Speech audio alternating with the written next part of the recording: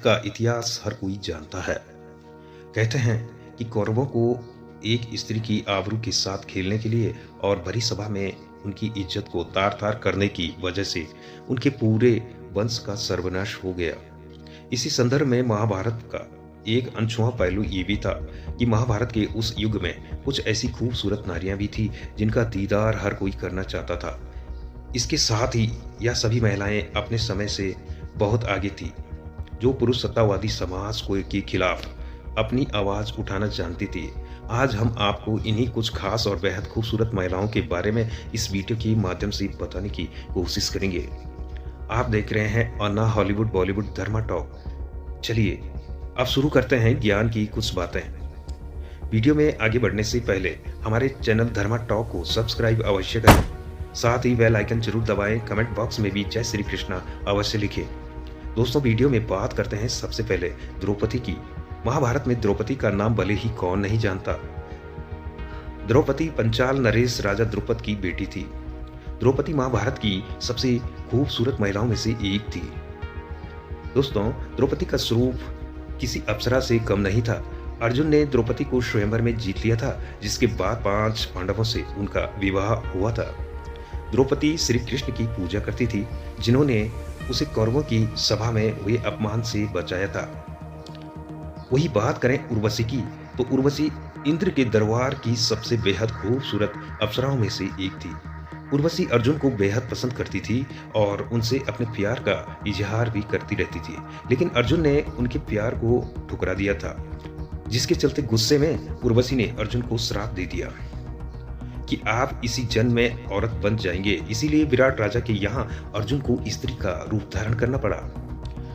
उर्वशी उस महाभारत काल की सबसे निडर युवती भी थी, क्योंकि उन्होंने एक आदमी से अपने प्यार का इजहार किया था। वही दोस्तों बात करें उलूपी की, तो उलूपी नागों की राजकुमारी थी, जो अर्जुन से विवाह करना चाहती थी। इसीलिए उलूपी ने अर्जुन को नशीली दवा पिलाकर अपहरण कर दिया और फिर उनसे शादी का प्रस्ताव रखा था। बात करते हैं कुंती की, तो कुंती महाभारत की प्रमुख पात्रों में से एक रही है। यह कर्ण की मां थी, जो उन्हें सूर्य भगवान से मिली थी।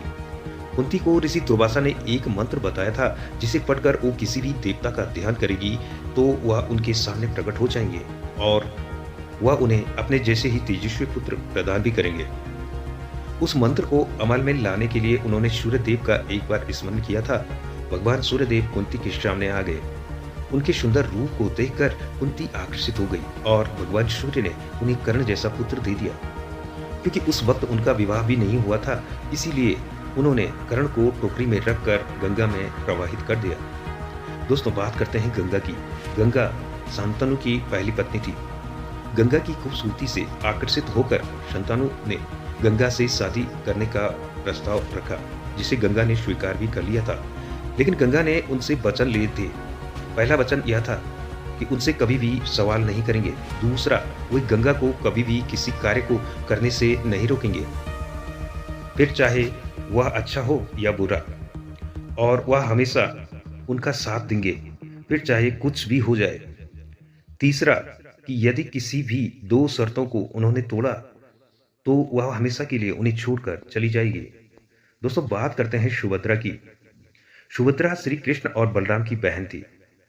अर्जुन सुभद्रा की खूबसूरती पर फिदा थे और उनसे शादी करना चाहते थे।